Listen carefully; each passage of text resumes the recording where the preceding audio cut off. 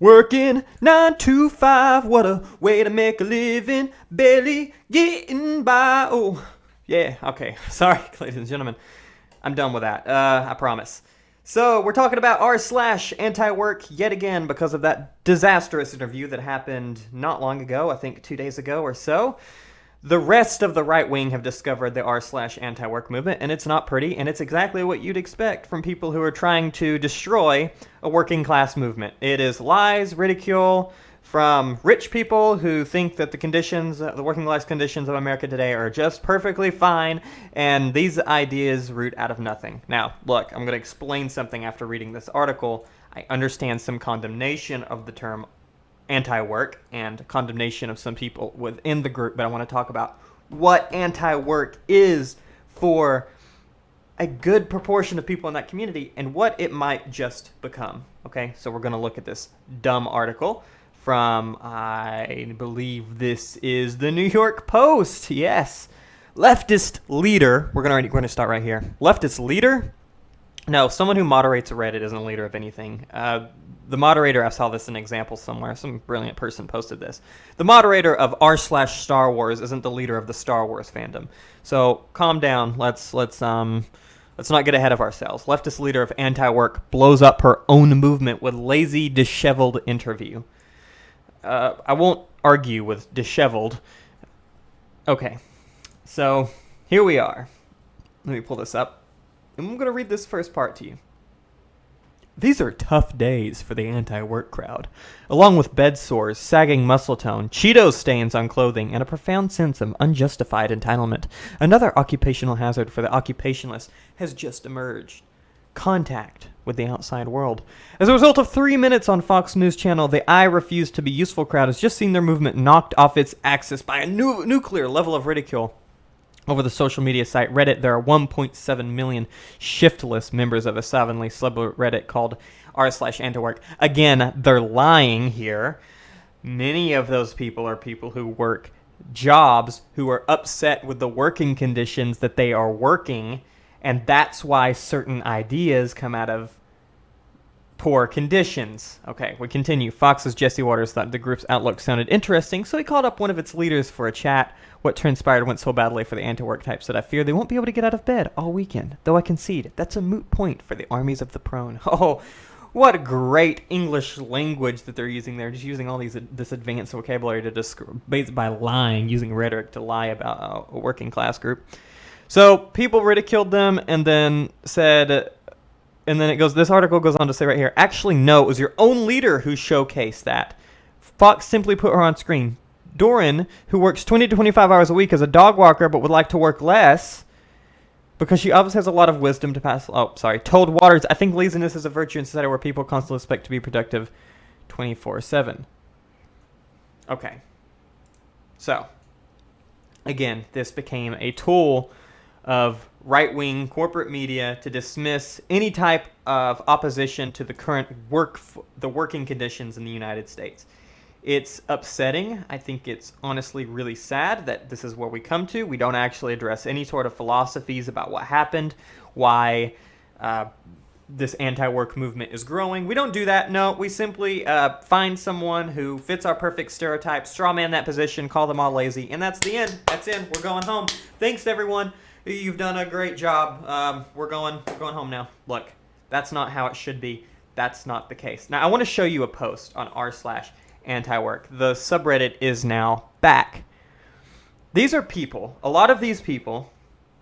Now, there is a lot of rhetoric in here about working and wage slavery. You know, the conditions of being forced to work or you starve. I think that's a valid point, but I'm not gonna address that.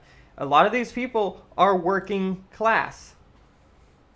Today, I was hired by a warehouse union job for $21 an hour. $25 an hour after 4 weeks. The pay is literally going to change my life. Let's find more stories and we get our rhetoric. I didn't receive my salary. HR claims that it's not a big deal, and I'd get it next month when the other monthly salary... Oh, that sounds like a worker to me. That sounds like someone who's working... well, that's weird. And then some people talking about the movement and so on and so forth. the right to disconnect, human right, so on and so forth, right? Look, r/anti-work was a horrible title. And that does not mean that people within this group are definitely are not lazy individuals. I am sure there's a subset of the society that doesn't work, that do feel entitled for some things. But that is a vast, vast minority of people who are complaining about the working conditions of the United States and are at the moment in the current working conditions where you're being worked to death, who are becoming unemployed. Do you think millions of workers are leaving the jobs because they suddenly got lazy, or they're now being entitled to certain benefits? I live in Tennessee. Those benefits are long gone. No, those workers are moving on to better things, much better things. And the workers that are stuck in the positions that they have, either because they don't have the certification or the privilege to have acquired it and can't move up the ladder, well, they're complaining because they're working jobs that completely disrespect them and treat them like slaves. And you know what? If I worked a job that treated me like a slave, because I actually ended up working 70, 80 hours a week at a position, you know what? I'd want to quit too. Because guess what? I'm going to become fundamentally anti-work, anything that treats me like not a human being. That's what I'm going to become. And that's what happened to a lot of workers. Does that mean someone's lazy? No. They want to work, but they want to work with dignity. That's what we want to do. That's what the working class wants to do. We want to work with dignity. I'm happy to work 50 hours a week. I'm happy to work 60 hours a week. But I want to be treated with respect. And you know what? Someone with a kid shouldn't be working 50 to 60 hours a week. They should be working at probably max 40 hours a week. But I'm fine with the 4-day work week that was actually implemented in some kind. It's on a testing thing right now. I think Ireland. Might be wrong about that, but look that up. Look into that. The 4-day work week. What a wild idea. What a wild idea that you might want to spend time with your family, with your friends, with something that makes you happy. That's strange. I've never imagined something like that. That I could actually stop working for some idiot or some higher class individual who takes my time, takes and extracts a value from me so that they can make themselves richer, buy themselves an extra car, buy themselves a Lamborghini, while we sit here as wage slaves, continuing to scramble to survive and not being able to do anything that we want, because guess what? I guess the American dream is to sit there and work 40 to 80 hours a week, 80 hours a week right now so you can pay for your family. No, that's not the American dream, and it needs to be reformed. God. Sorry. It needs to be reformed. It needs to be changed. I don't want to stop working. I don't want to do nothing. I want to keep working. I want to do something and feel like that I benefit society in some way. But oh, God forbid you tell me that I need to work for nothing. God forbid that. I will not. And I don't expect people to continue to do that. So keep quitting your jobs. Keep quitting, and when they realize that the value of the American workforce is not something to just be shambled with because you can get by, well, maybe they'll actually start raising wages and doing something about getting labor, because we are what keep the American system going, right? It's the workforce. And I don't speak, and I want to be very clear, I don't speak for anyone in anti-work or/anti-work. I don't speak for that movement. I'm one person with my own opinions. I have no more value of speaking for r/anti-work than whatever her name does. No, I'm a worker who's upset. So I'm going to rant. Either way.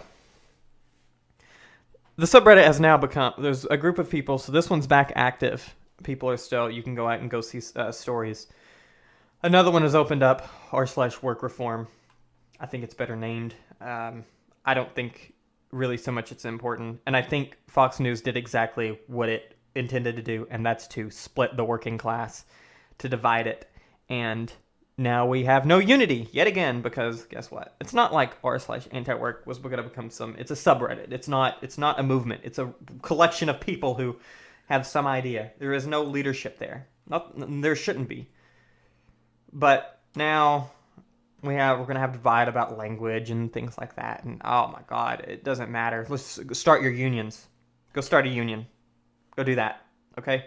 Let's stop talking about all of these ridiculous things and who this person is and did they have a right to talk. No. Go build worker solidarity. Go start a union. Go fight for higher wages. Go, if you work in positions where the state employs you, go annoy the hell out of your representatives so that the state gives you more money.